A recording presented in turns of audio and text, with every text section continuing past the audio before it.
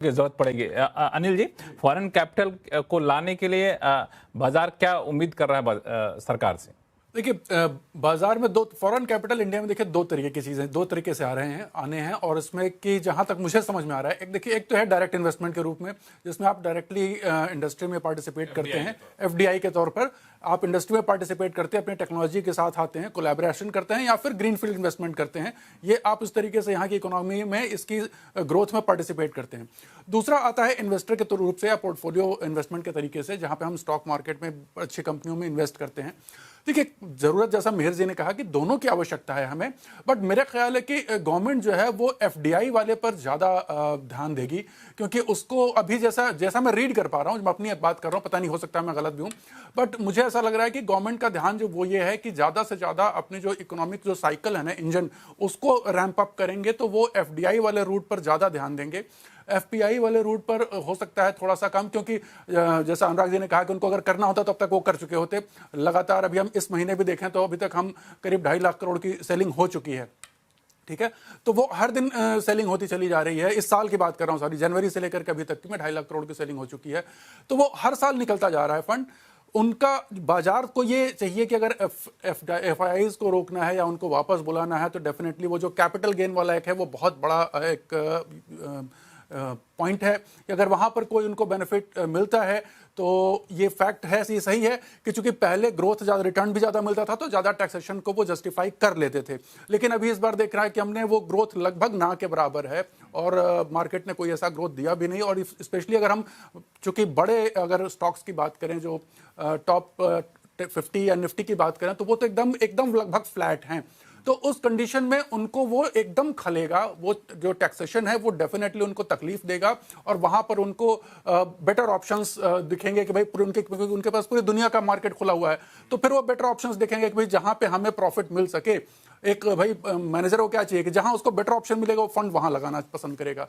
तो इसमें कोई मेरे ख्याल से इमोशनल डिसीजन नहीं है, ये सीधा सीधा उनका प्रूडेंट डिसीजन होगा। अब उनको अट्रैक्ट करने के लिए अगर एफआईआईज की प्रायोरिटी है, मार्केट में आपको फंड चाहिए, तो आपको थोड़ा सा टैक्सेशन में रिलीफ देना होगा। अगर आपको एफडीआई में है, तो फिर आपको इंसेंटिव्स प्रोवाइड करने होंगे। और जहां तक मुझे लग रहा है कि गवर्नमेंट इंसेंटिव्स वाले रूट पर ज्यादा ध्यान देगी और आने वाले समय में आपको बहुत से सेक्टर्स में फॉरेन इन्वेस्टमेंट में आपको इंसेंटिव्स दिखाई देंगे, क्योंकि गवर्नमेंट ये चाहती है कि हमारी जो इकोनॉमी है वो अंदर से स्ट्रांग होगी।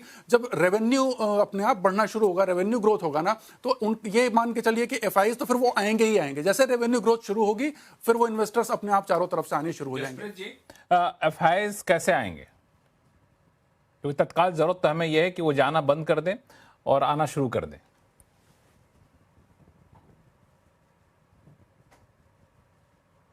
जसप्रीत सिंह अरोड़ा साहब, आपसे सवाल है कि एफआईआईज कैसे आएंगे, और जो फिलहाल जरूरत है वो ये कि एफआईआईज तो पहले जाना बंद कर दें और फिर आना शुरू कर दें।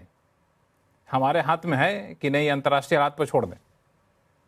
नहीं, हाथ में तो बहुत है। मतलब वो इट इज अभी ऐसा सिचुएशन हो गया है, वो जैसे इन अ लाइटर टोन शादी में जो फूफा जी रूठ जाते हैं, वो उनको मनाना पड़ता है, तो ये वैसे हो गए हैं। बट ये इतना लंबा खिंच गए हैं, मतलब ये जो उनका रूठना है, और वो शायद अब इंक्रीमेंटली ऐसा लग रहा है, जैसे अनुराग जी ने भी बताया, कि वो थोड़ा जायज भी है। And I think it is time that the probably की गवर्नमेंट ऑफ इंडिया थोड़ा वेकअप करे एंड एक्सेप्ट करे। And probably the simplest way in Laxman ji, I would see this as a to have a so called, जैसे हम open house meeting where the top 100 FIs are called in a so called a big symposium or meeting with the finance minister, and let's discuss how can we improve the market transparency में, disclosures में, liquidity में, and a more favorable as a favorable investment destination।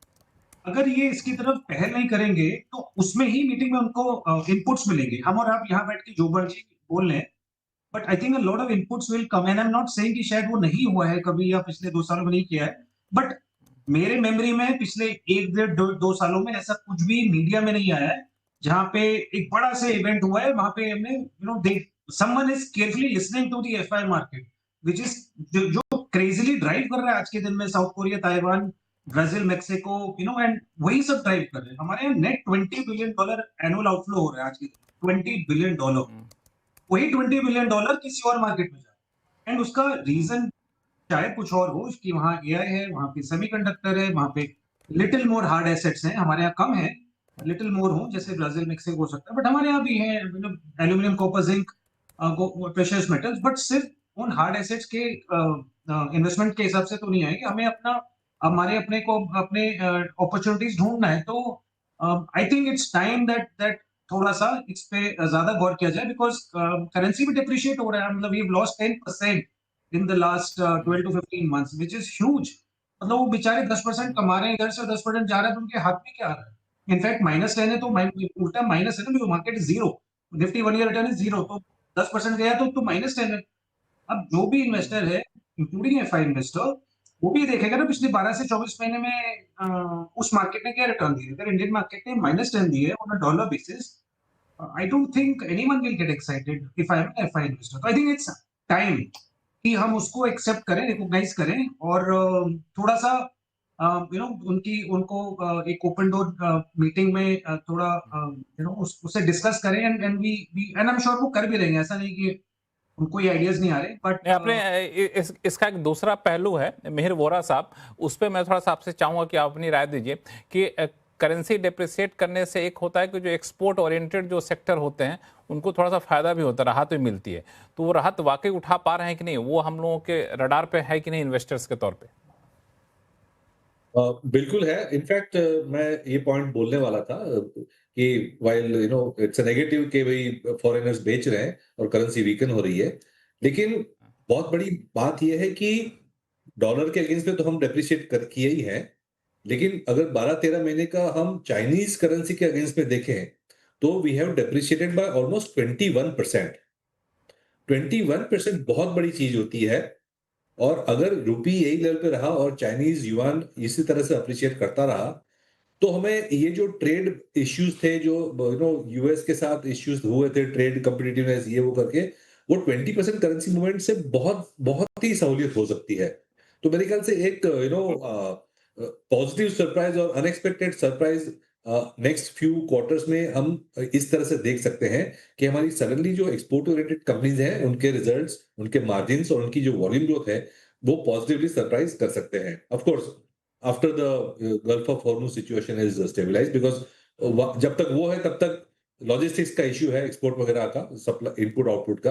लेकिन ये currency अगर stabilise ये level पे हुई और हमारी जो 20-21% चाइनीज करेंसी के अगेंस्ट में डेप्रिसिएशन हुई है, वो एक बहुत बड़ा फैक्टर हो सकती है एक्सपोर्ट्स में। अनुराग जी, करेंसी डेप्रिसिएशन का एक सकारात्मक पहलू भी है, एक इन्वेस्टर के तौर पे कहाँ देखा जाए? Correct, correct. नहीं, मैं करेंसी डेप्रिसिएशन को बुरा नहीं मानता हूँ। Currency rather reflects the market sentiment and market price, और वो हमेशा करना भी चाहिए। और आई थिंक उसका, by the way, I support the move. Gold पे आप बाद में बात करेंगे।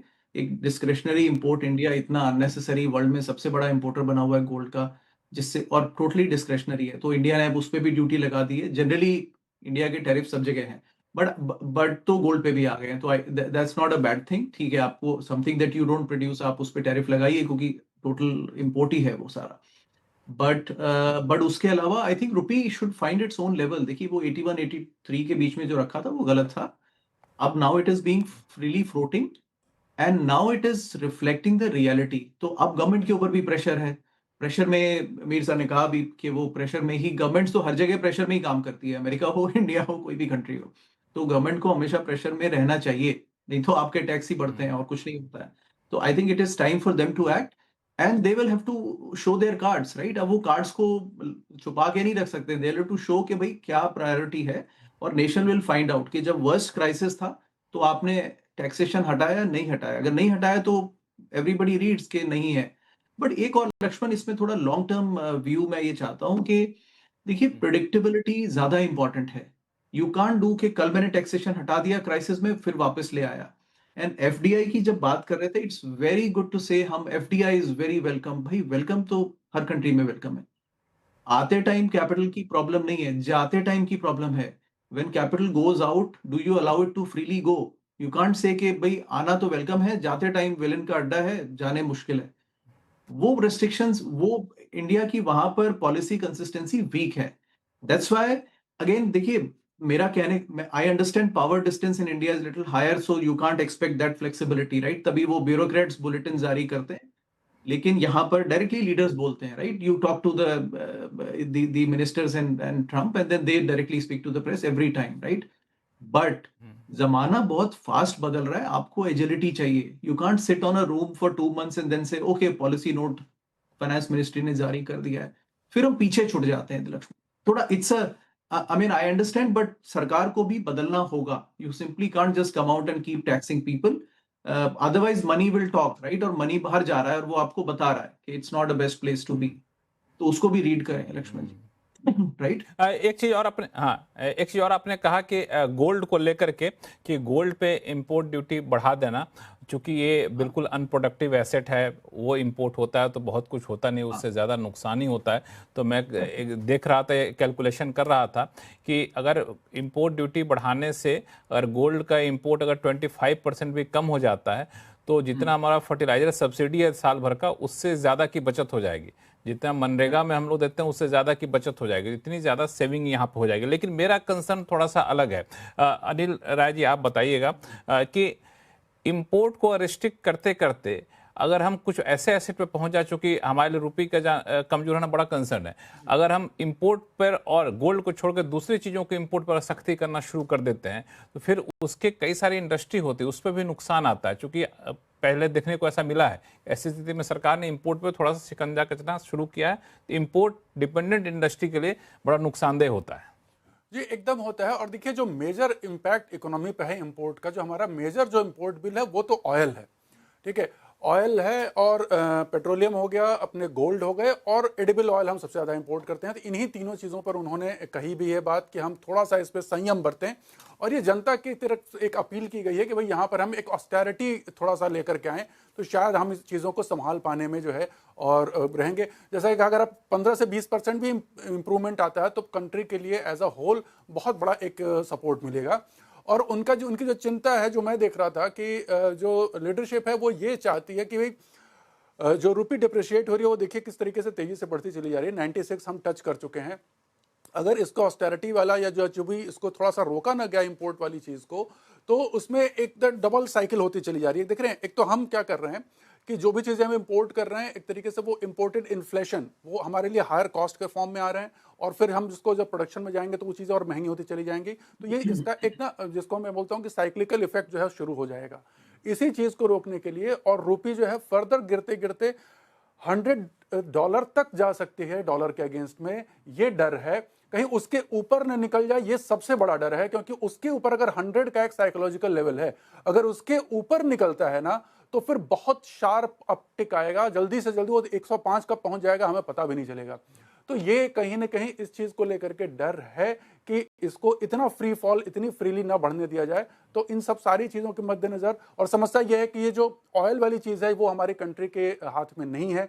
वो जो दो पार्टियां आपस में लड़ रही हैं उनके हाथ में है कि जब तक वो आपस में सेटल नहीं करेंगी तब तक ये फ्री फ्लो, जब तक वो रास्ता खुलेगा नहीं, स्थिति काबू में नहीं आएगी. चलिए ऐसा करते हैं कि हम लोग छोटा सा ब्रेक ले लेते हैं. ब्रेक पे छोटी चर्चा करेंगे एआई को लेकर के, और दूसरा जो अर्निंग सीजन खत्म हो गया आज ही, तो इस अर्निंग सीजन से क्या टेक अवे निकाला जाए, और जैसे क्रूड है, रुपी है, तो इन सब का असर किस किस सेक्टर पर अगले 2 क्वार्टर पर देखने को मिलेगा, जहां से हमें बच के रहना चाहिए. इस पर चर्चा करेंगे छोटे से ब्रेक के बाद. कहीं जाइएगा नहीं.